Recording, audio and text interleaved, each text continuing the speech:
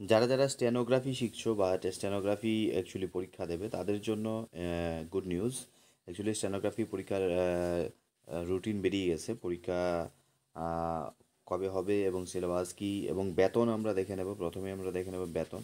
এখানে পরিষ্কারভাবে দেখে নাও, ঠিক আছে। আহ, তাদের বেতন আসছে 44,549 টাকা, ঠিক আছে। এখানে ভালো করে দেখো, এখানে স্টেনোগ্রাফার, ঠিক আছে। এটা একটা পেমেন্ট স্লিপ, সামহাও এটা কালেক্ট করেছি অনেক ঘাটাঘাটির পরে। অনেকেই জানতে চায় যে স্যার, আমরা যদি স্টেনোগ্রাফিক জব করি তাহলে কত টাকা হবে।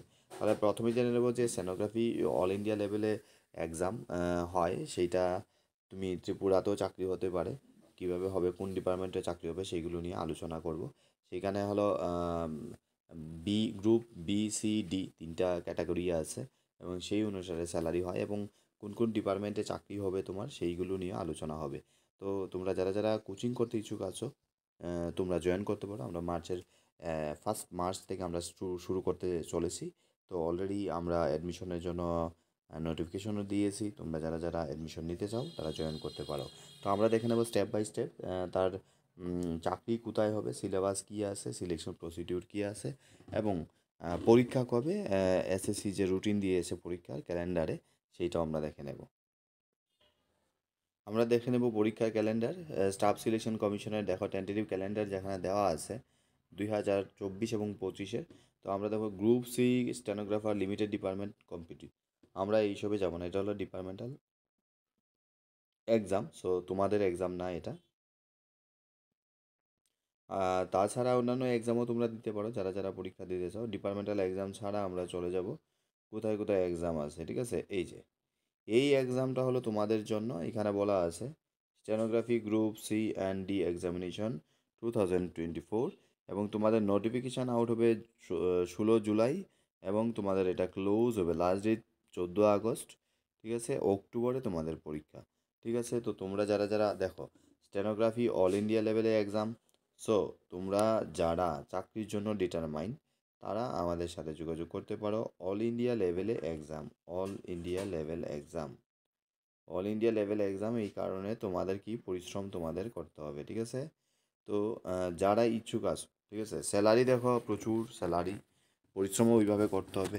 আদারওয়াইজ দেখো, জীবনকে যদি পাল্টাতে হয় তাহলে তোমাদের পুরনো যে ধারণা সেইটা পাল্টাতে হবে যে আমি যাব না, হ্যাঁ, অমুক কানে তমুক কানে হবে না।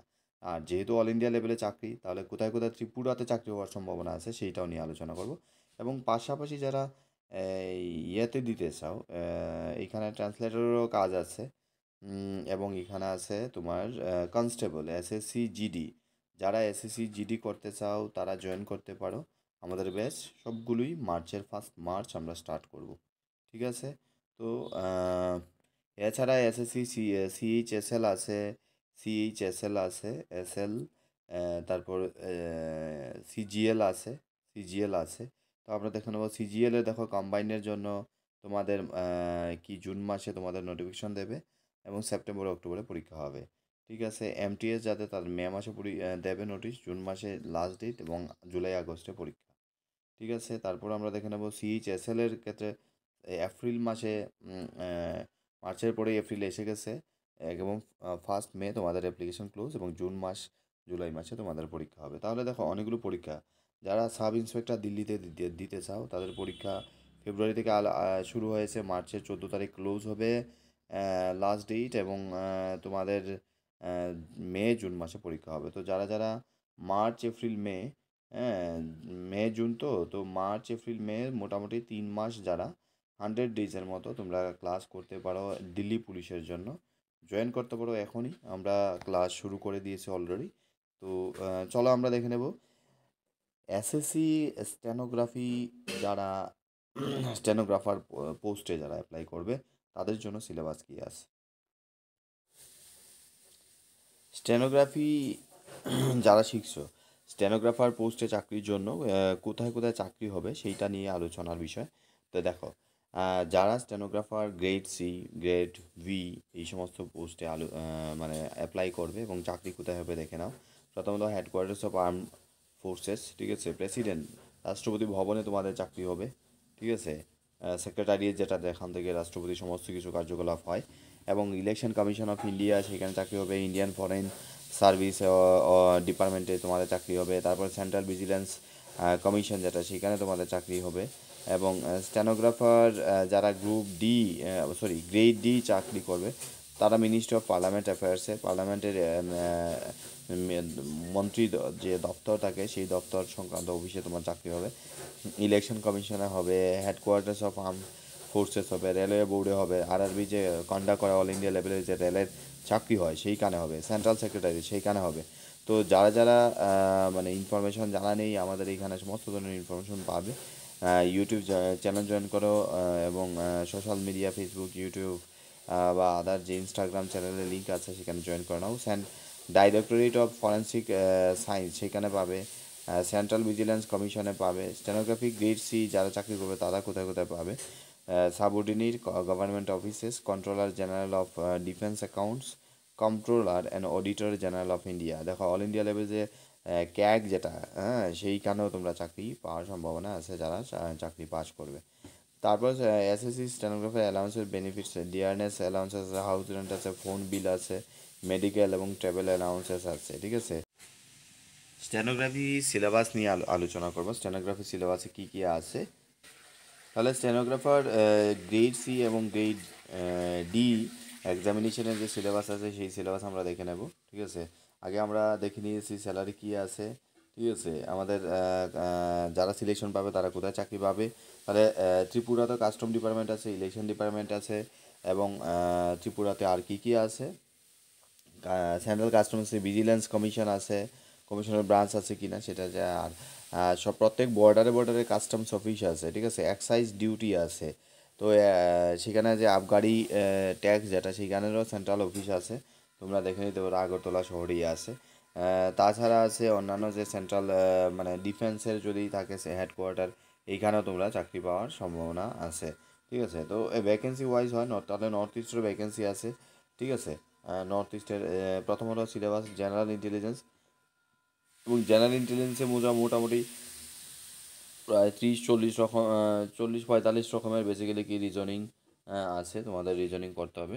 জেনারেল অ্যাওয়ারনেস যদি আমরা দেখি তাহলে সেখানে কি কি আছে, history, culture, sports, economics, geography, general polity, Indian constitution, scientific research, এই সব কিছু মিলে বেসিক্যালি কি তোমাদের পড়তে হবে, ঠিক আছে। তারপর হলো জেনারেল ইন্টেলিজেন্স রিজনিং পেপার থাকছে, সেখানে ইংলিশ তোমাদের থাকবে, ঠিক আছে। ইংলিশের জন্য আমরা দেখে নেব, ইংলিশ ল্যাঙ্গুয়েজ বলছে vocabulary, sentence structure, synonym antonym, correction, এবং অন্যান্য মেন্টাল এবিলিটি টেস্ট, ঠিক আছে। তারপর এটা কোয়ালিফাই করলে তোমরা পাবে কি স্কিল টেস্ট, ঠিক আছে। স্কিল টেস্টের জন্য তোমাদের বেসিক্যালি কি যারা কোয়ালিফাই করবে, কোয়ালিফাইড ক্যান্ডিডেটকে তারা বেসিক্যালি ডাকবে, ঠিক আছে। কোয়ালিফাইড ক্যান্ডিডেটকে অ্যাকচুয়ালি তারা ডাকবে, তো অতএব যারা কোয়ালিফাই করবে তারাই কল পাবে। তারপর আমরা দেখে নেব এই স্কিল টেস্টের মধ্যে কি আছে। স্কিল টেস্টে বলা আছে যে যারা এপিআর হবে স্টেনোগ্রাফি টেস্টে, ঠিক আছে, তাদের dedication 10 minutes in English or Hindi, তাদের স্পিড থাকতে হবে, দেখে নাও ভালো করে, স্পিডটা ভালো করে দেখে নাও, 100 word per minute for the post of stenographer C, and 80 word per minute WPM grade D চাকরির জন্য তোমরা সিলেক্ট হবে, ঠিক আছে। তো এই হলো ক্রাইটেরিয়া ছিল, তোমাদের বলে দিয়েছি, এবং এই ক্রাইটেরিয়া অনুসারে তোমাদের বেসিক্যালি কি টেস্ট দিতে হবে। এই টেস্ট যারা কোয়ালিফাই করবে তারা চাকরি পাবে, যাদের বেতন 50,000, কারো কারো থাকবে 50,000, কারো কারো থাকবে 34,000, ঠিক আছে, কারো কারো থাকবে 60,000। তো এই পরীক্ষা দিতে ইচ্ছুক যারা আছে সবাই এখনই যোগাযোগ করো। মার্চের 1 তারিখ থেকে ক্লাস হবে, কারণ কি যেহেতু অল ইন্ডিয়া লেভেলের পরীক্ষা, টাফ এক্সাম, অতএব সময় নষ্ট না করে জয়েন করতে পারো। এবং যারা এখন বেসিক্যালি গ্রাফি শিখছো, এবং অক্টোবরের মধ্যে কমপ্লিট হয়ে যাবে, যাদের অক্টোবরের মধ্যে বা সেপ্টেম্বরের মধ্যে যাদের বিফোর অক্টোবর, ঠিক আছে, তাহলে তারা কোচিংয়ে জয়েন করতে পারো। কোচিংয়ে জয়েন করার জন্য নিচে লিঙ্ক আছে, সেই লিঙ্কে জয়েন করে নাও, বা হোয়াটসঅ্যাপ ফোন নাম্বার আছে, হোয়াটসঅ্যাপ আছে, ফোন নাম্বার আছে, কথা বলে নিতে পারো, কোচিং গাইডেন্স। এবং যারা নতুন চ্যানেল সাবস্ক্রাইব করে রাখো যাতে করে সব আপডেট সবার আগে পেতে পারো। এবং আমাদের social media Telegram, Instagram, Facebook পেজে ফলো করতে পারো সব আপডেট পাওয়ার জন্য।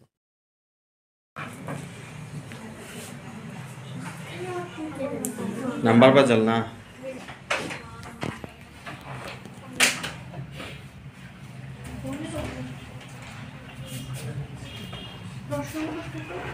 প্রশ্নবোধক, প্রশ্নবোধকটা এটা সলভ করতে হইব আর কি, এটা আনসার কি, ঠিক আছে? তো বডমাসের রুল বার করো, কী কী করা যায় বডমাসটা হিসাব করো। আর বেসিক্যালি ডিফারেন্স, হ্যাঁ ডিফারেন্স তোমার তৈরি করতে হইব, কোনটার সাথে কোনটা ডিফারেন্স, ঠিক আছে? দুইটা সার্কেল আছে, ঠিক আছে না? একটা ভিতরে আর একটা বাইরে আছে না, আমরা ভিতরটা সলভ করতে হইব। তো কোনটার মধ্যে আনসার, এখানে অপশন